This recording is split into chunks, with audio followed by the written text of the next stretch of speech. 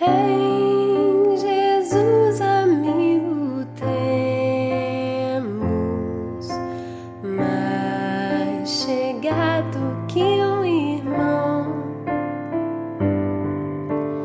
Ele manda que levemos tudo a Deus em oração.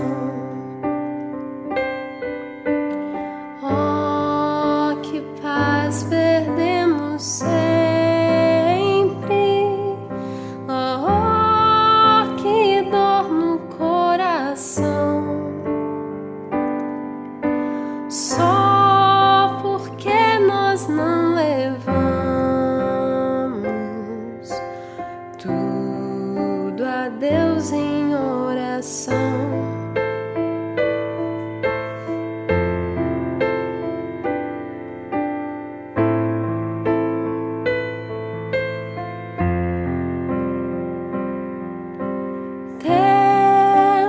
Lidas e pesares,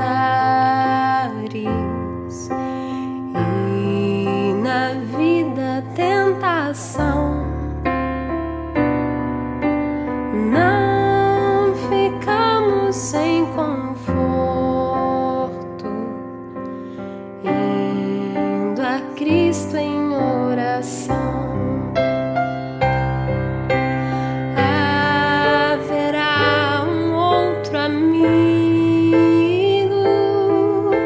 De tão grande compaixão,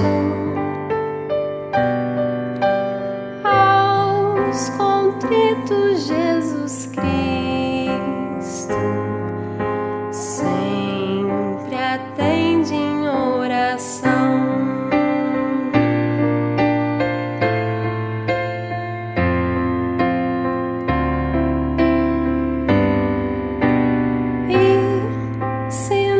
Desfalecemos, Cristo estende-nos a mão, pois é sempre a nossa força e refúgio em oração. Se este mundo nos despreza,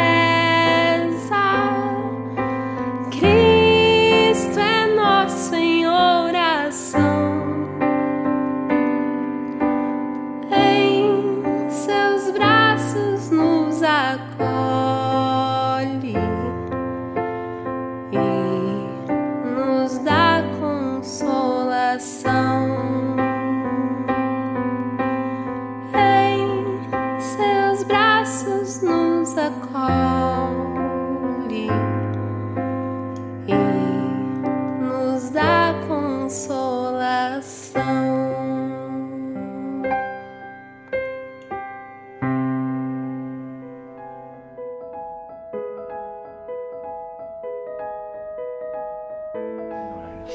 Oremos.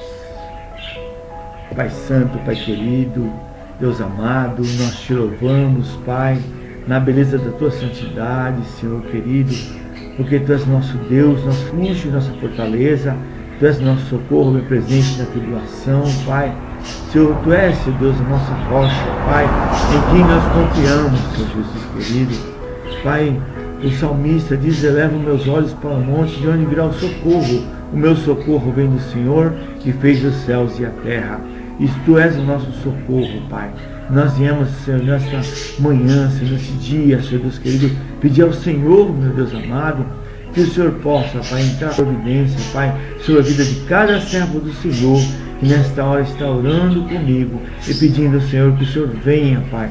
Venha com o teu refrigério, venha com o teu bálsamo, venha com a tua graça, com a tua misericórdia, porque tu és o Deus vivo e o Deus verdadeiro, Senhor, e não há Deus além de ti, Senhor querido.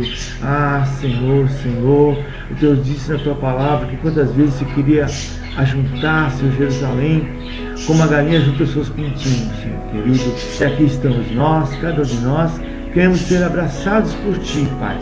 Por isso, Senhor Deus querido, vai agora, Senhor Deus querido, em nome do teu Filho amado Jesus Cristo, Cuida, Senhor, desse teu servo que está enfermo, desse teu servo, Senhor Deus, que não sabe como pagar as contas, que está em necessidade, desse teu servo, Senhor Jesus querido, que está, Senhor Deus querido, abatido, Senhor Jesus, porque, Senhor Deus, ele não vê a saída, Pai amado. Mas nós sabemos, ó Pai, que é momento de te buscar, Pai amado. Porque, Senhor Deus, não é aqui o nosso descanso, Pai. Que o nosso descanso não é nesse lugar, Pai. Esse lugar é lugar de luta, Pai amado. Luta contra o pecado, contra a maldade. Luta, Senhor Deus, contra tudo que não vem do Senhor, Pai. Todas, Senhor Deus, as pessoas, Pai, que têm profetizado, Senhor Jesus querido, coisas que não vêm da Tua palavra, Pai. Nossa luta, Pai, é que o Senhor esteja, Pai, colocando o Teu Espírito Santo em nosso coração, fazendo, Pai amado, que Ele venha, Senhor Deus querido, falar para nós aquilo que o Senhor deseja nesse dia, Pai, para a honra e para a glória do Teu nome, Pai. Sustenta a Tua igreja, sustenta o pastor da Tua igreja, guarda o Teu servo com o Teu poder, Deus, cuida, Senhor Deus querido, do Teu filho, dando saúde, fortalecendo a família dele, ajuda, Senhor Deus, os seus missionários que estão a campo, muitos esperando o sustento, Pai, esse dólar que está tão alto, Deus querido, e às vezes nós esquecemos de mandar, Senhor Deus, sustento para os Teus servos, Pai. Mas, querido Deus, que o Senhor venha, Senhor Deus, colocar a Tua igreja, Pai, em prontidão, Pai amado, porque o Senhor está às portas, porque haja visto, está, Senhor Deus, tudo o que está acontecendo, porque Tu és o Deus Todo-Poderoso, que cuida de nós. Nós te louvamos e agradecemos, em nome do Teu Filho amado, Jesus. Amém.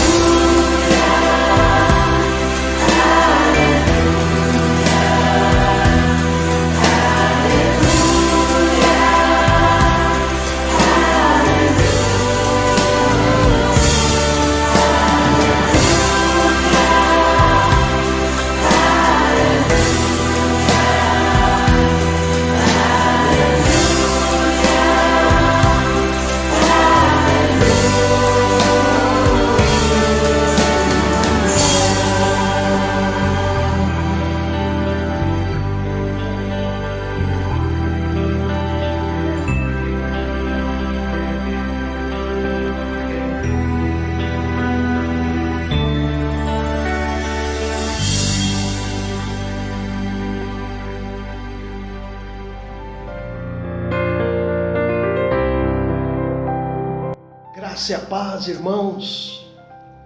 Louvado seja Deus, ao nosso Senhor Jesus, esperança nossa. Graças a Deus podemos nos encontrar, podemos cultuar a Deus, ainda que de forma virtual, mas o Senhor nos dá essa condição, nos dá essa ferramenta. Então, graças a Deus por isso. Quero dar um alô, um agradecimento especial àqueles que estão acessando o canal, que estão se juntando a nós nesse culto de adoração a Deus. Amém. Louvado seja Deus.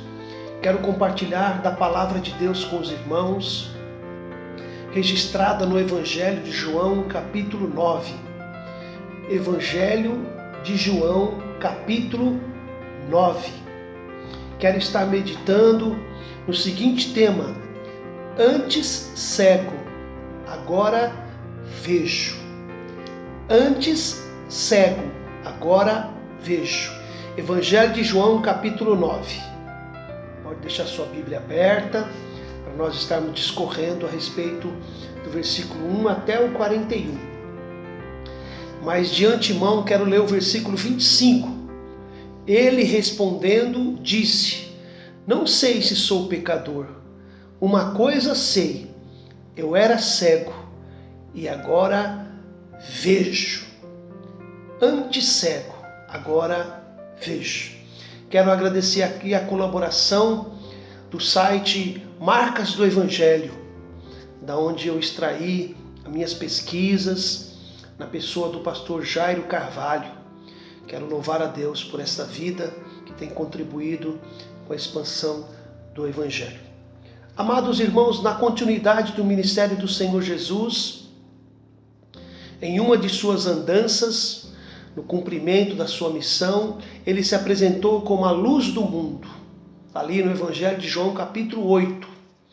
E aqui no capítulo 9, ele ratifica, ele confirma esse seu ensinamento, curando um homem cego de nascença.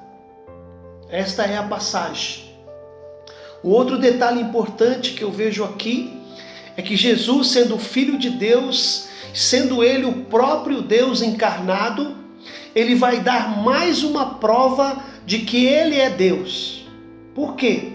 Porque uma vez que a crença comum era que só Deus poderia dar vista a um cego de nascença, dito isto, porque uma vez que a cegueira era considerada maldição divina, só Deus poderia remover essa maldição. E Jesus removeu. Então ele confirma a sua autenticidade como Deus. Outra coisa importante, que além disso que eu estou falando, dar vista a um cego de nascença era uma obra criadora. E só Deus tem o poder de criar. Então, por esses fatos, Jesus confirma, prova a sua autenticidade como Deus.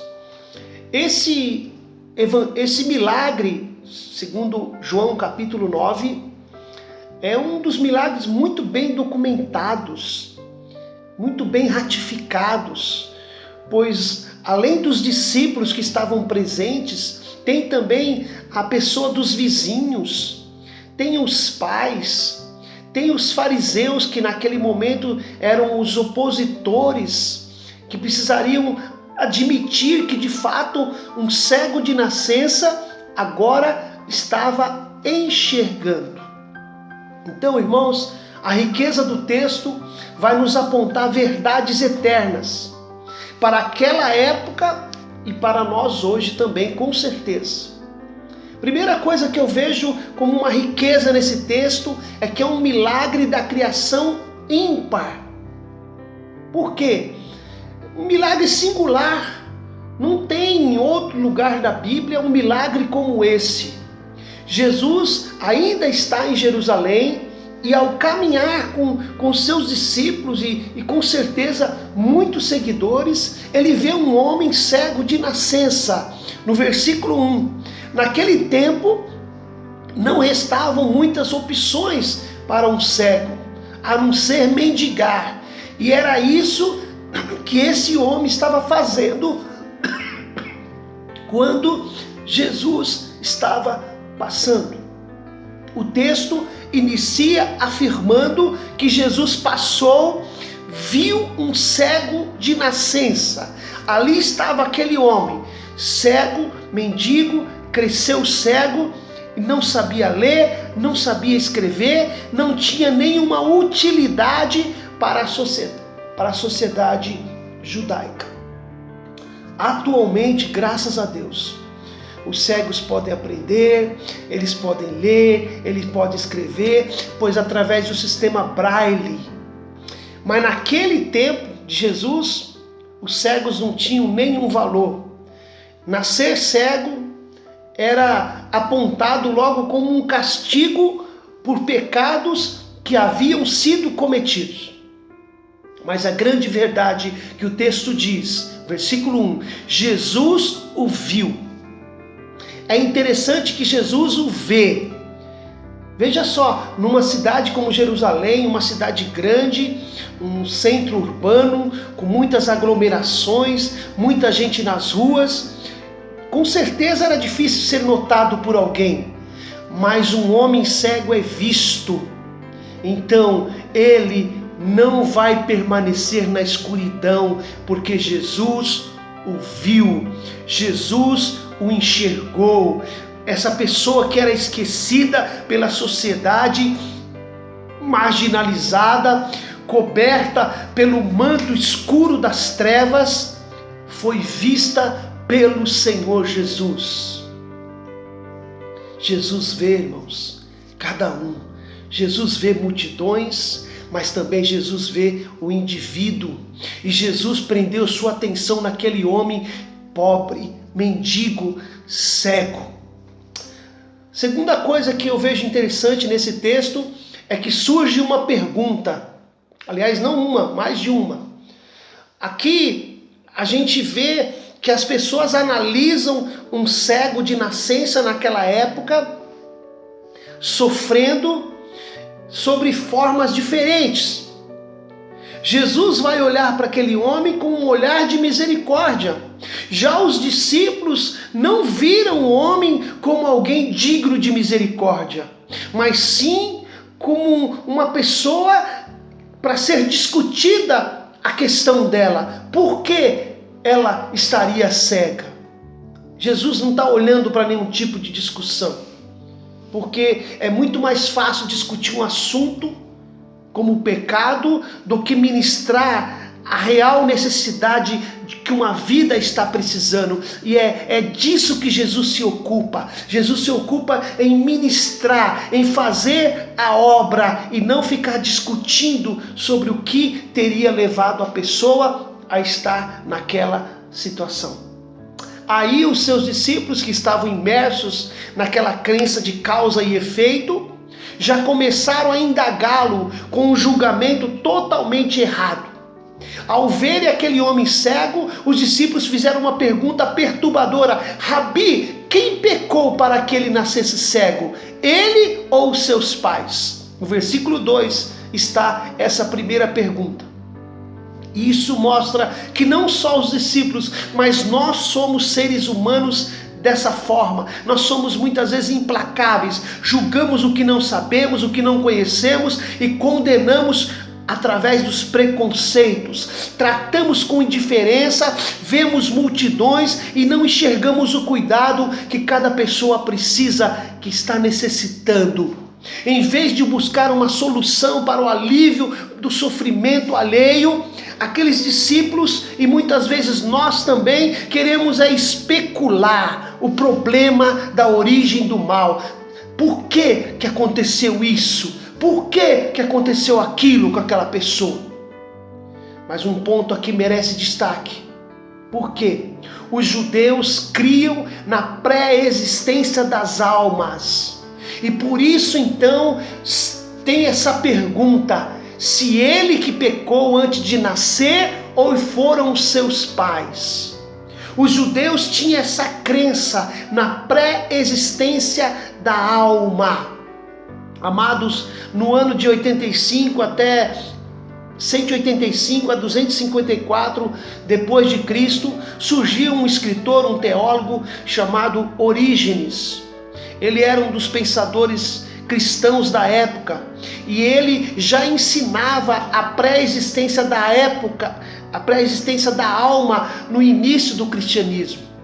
Uma ideia que foi aceita por muitas figuras de destaque naquela época. Orígenes, ele não tinha nenhuma dúvida sobre a pré-existência da alma numa questão de uma reencarnação. Mas houve um concílio para debater esse assunto no ano de 553 depois de Cristo, o concílio de Constantinopla. E os ensinamentos ali de Orígenes foram declarados hereges, ou seja, não foram aceitos. Um fato inusitado daquela época que rechaçou essa teoria, ou seja, que não aceitou essa teoria da pré-existência da alma ou da reencarnação, é que o imperador Justiniano, cuja esposa era uma escravocrata, teria ficado apavorada com a possibilidade de reencarnar como escrava. E ela falou isso para o seu esposo, o imperador Justiniano. Nós não podemos aceitar essa teoria, esse conceito, porque já pensou eu um dia voltar à vida depois de morrer e ser uma escrava? Ela que defendia a escravidão.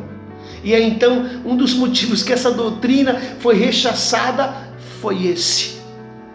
O conceito da doutrina da reencarnação, da pré-existência da alma, é muito bem defendida pelos espíritas. Na visão de Allan Kardec, eles afirmam que Jeremias capítulo 1, versículo 5 é uma referência à pré-existência da alma.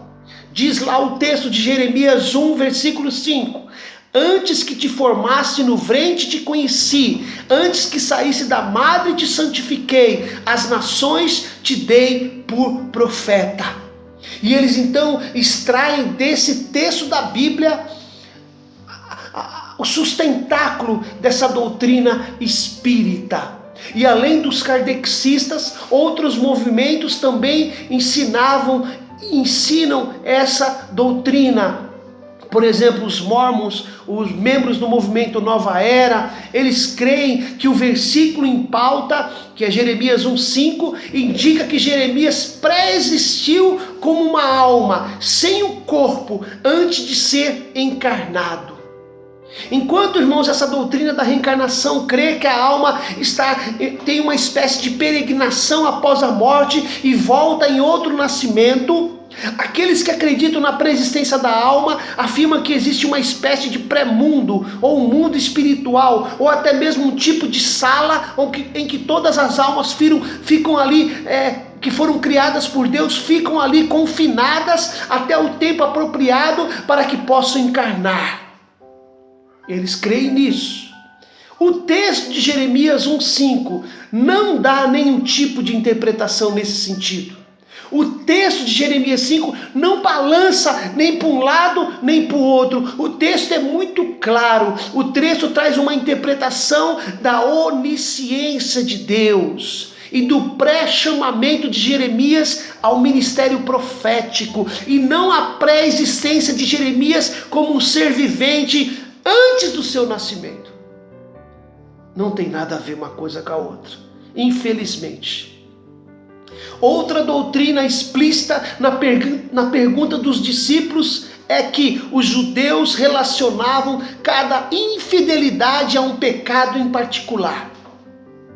Eles relacionavam. O ato de infidelidade trazia pecado. Lembra dos amigos de Jó?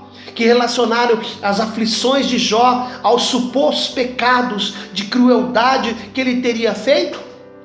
Então, irmãos, fica claro no texto que esse tipo de comportamento cria barreiras para exercer o amor, para exercer a compaixão e a misericórdia.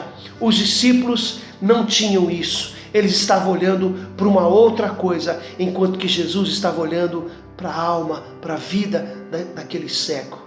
A resposta de Jesus, no versículo 3, é que nem o homem pecou e nem seus pais, mas ele nasceu cego para que se manifestasse nele a glória, a obra de Deus. É claro que Jesus não está aqui insinuando haver pessoas sem pecados e nem induzindo os discípulos a crer que todo sofrimento é resultado do pecado. Também Jesus não está aqui afirmando que aquele homem havia nascido cego especificamente para ser um alvo de um milagre. Não é isso. Jesus está dizendo que todo sofrimento alheio não deve ser alvo de especulação, e sim de ação de misericórdia. É disso que ele está falando.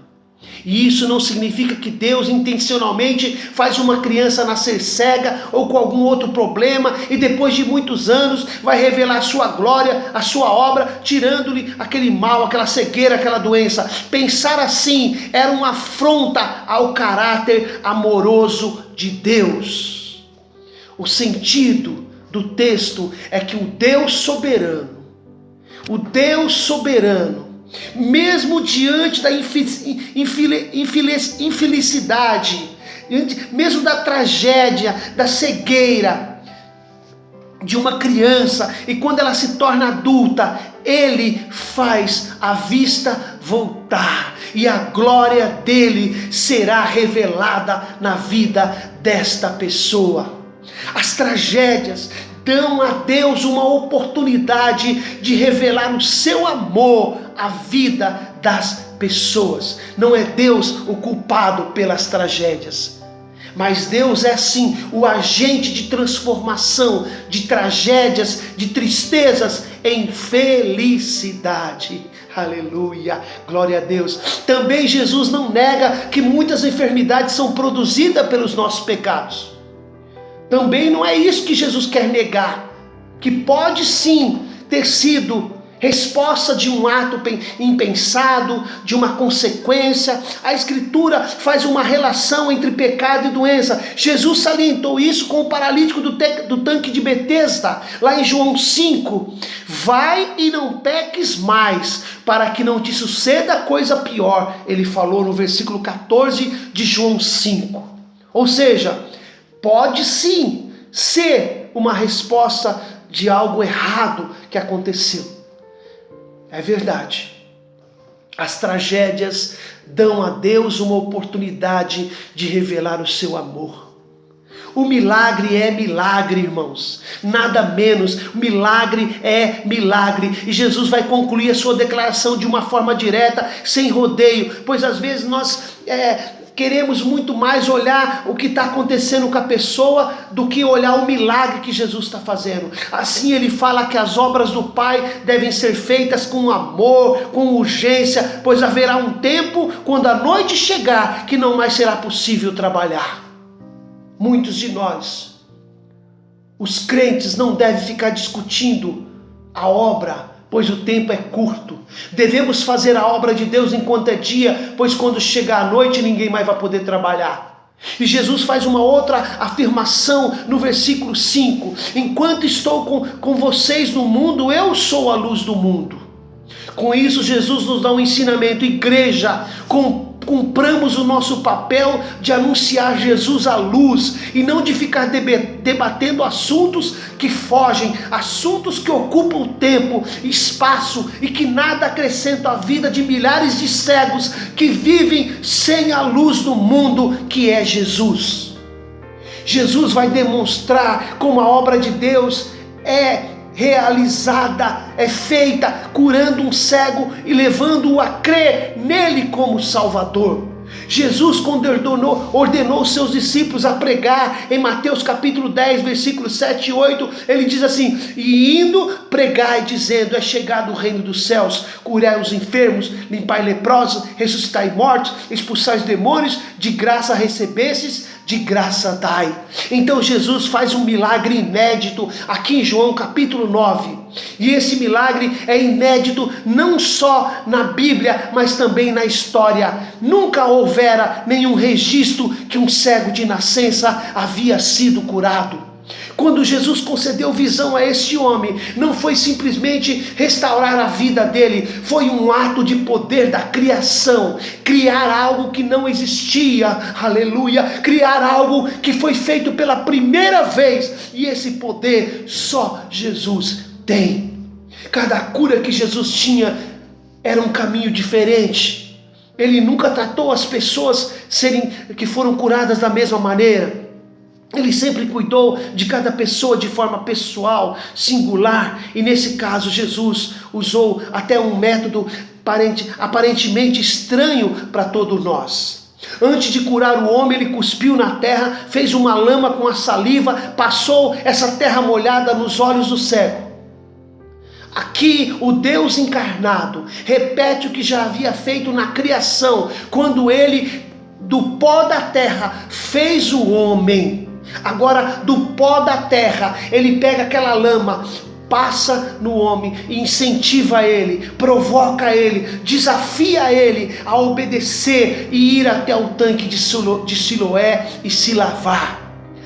A cura do homem se dá nas águas do tanque de Siloé, um recipiente quadrangular, medindo 25 metros de comprimento por 5 metros de largura e 5 metros de profundidade.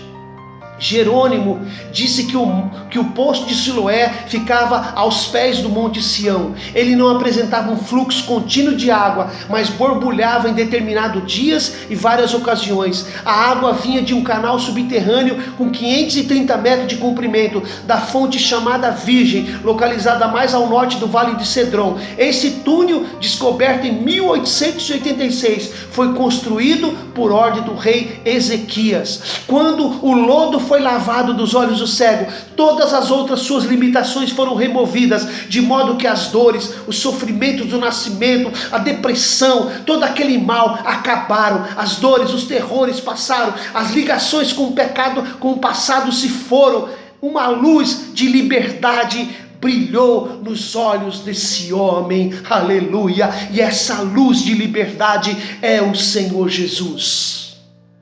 João diz que o significado do nome Siloé é enviado. Convém que eu faça as obras daquele que me enviou.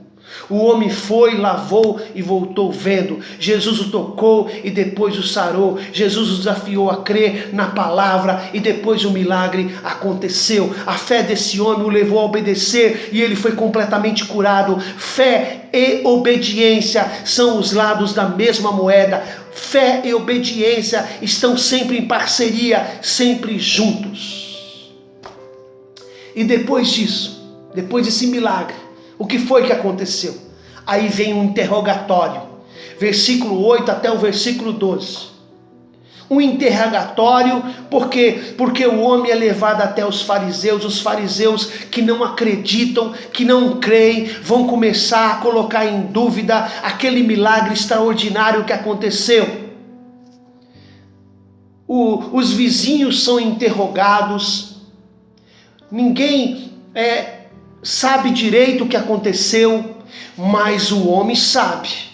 O homem sabe, e ele vai dizer claramente, ele não vai se omitir de dizer o que foi que curou ele, como ele foi curado, ele não vai se omitir. Ainda os fariseus interrogam, que eles querem desfigurar o milagre reportado a Jesus.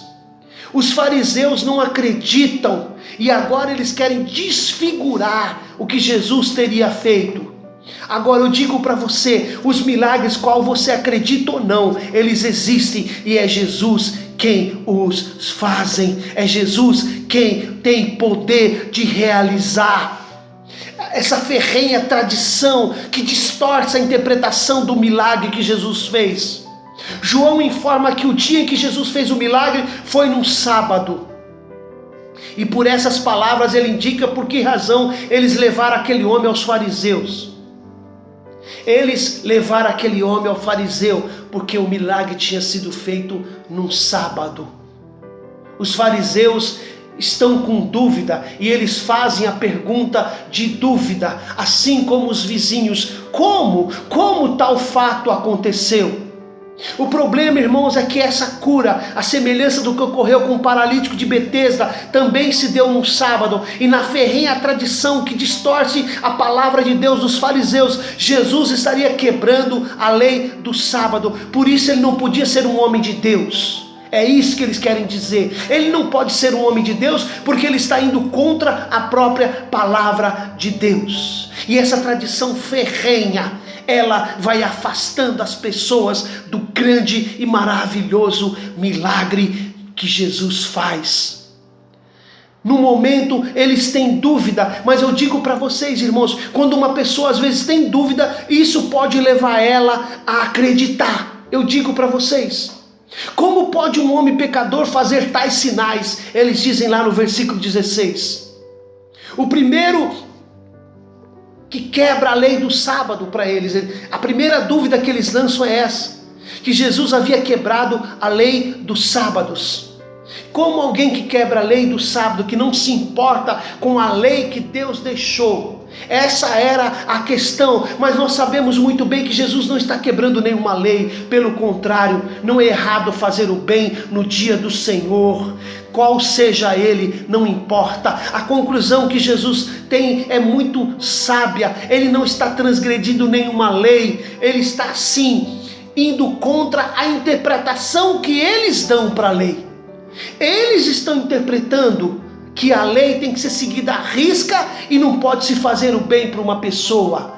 Mas Jesus está mostrando para ele que a interpretação deles está errada. Outra coisa interessante que surge na própria dúvida deles é uma afirmação. Por quê?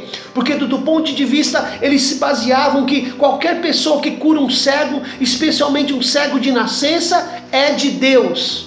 Ora, reconhecer que quem faz isso é de Deus, é lançar sobre a própria dúvida uma luz de fé. Por quê? Porque só Deus pode fazer milagre. E eles creem que só Deus pode fazer milagre. Então, os contradizentes, eles estão com dúvida, mas ao mesmo tempo estão querendo acreditar. Agora, é importante destacar que os contradizentes sempre querem buscar uma brecha para não acreditar. Embora eles mesmos afirmam que quem faz milagre de cura, de cega, de nascença, só pode ser Deus. Novamente os fariseus questionam o cego. Eles vão direto para a pessoa e eles querem saber o que ele tem a declarar. Quem foi que abriu os olhos dele? E a resposta é imediata. Ele é um profeta. Ele é um profeta. Eles querem também a opinião dos pais do cego. Está ali no versículo 18 até o 23. Veja que os fariseus estão totalmente aprisionados por um preconceito. Eles não querem acreditar que esse homem realmente era cego e que agora ele está vendo. Por isso eles vão entrevistar o próprio pai do cego. Então eles decidem tirar a prova dos 9 com o pai do cego. E eles fazem perguntas. É este o vosso filho? Que dizeis vós ele ter nascido cego? Como pode, pois, ele estar enxergando? Os pais respondem com firmeza a primeira pergunta. Sim, esse é o nosso filho. Agora, quanto à questão dele ter sido cego e ter sido curado, não sabemos como ele pode ver agora ou quem lhe abriu os olhos. Pergunte a ele, idade ele tem, ele falará por si mesmo. Nesse caso, os pais se omitem.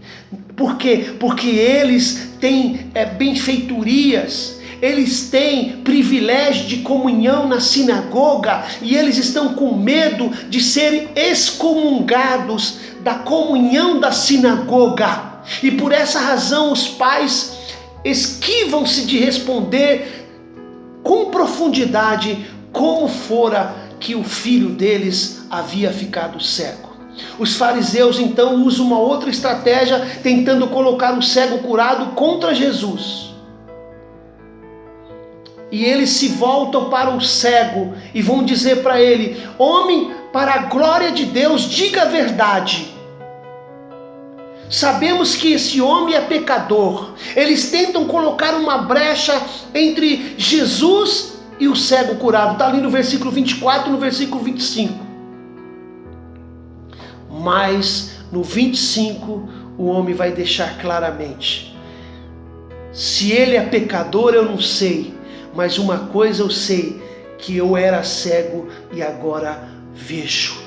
Contra fatos não há argumentos. O fato da cura é muito mais palpável do que as opiniões infundadas dos fariseus. Eles tentaram usar a contradição, mas eles não conseguiram. Por quê? Porque o homem testemunhou, o homem reconheceu. Se Jesus é pecador, eu não posso responder, mas eu posso falar por mim. Eu posso falar por mim, porque Ele me abençoou, Ele me curou. Esse é o argumento que o cego usa. Quer dizer, aquele que não é mais cego agora ele fala como alguém que está vendo.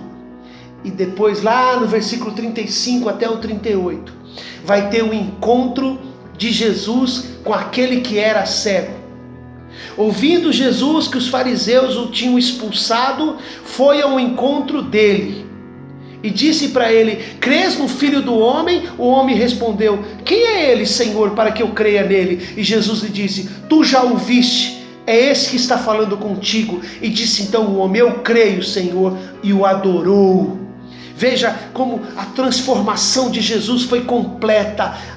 A cegueira deu lugar à visão, e a visão deu lugar à fé, e agora ele começa a crer. A verdadeira cegueira dele não era só física, mas era também espiritual. Mas agora, na presença de Jesus, o milagre, que é o fato mais importante do texto.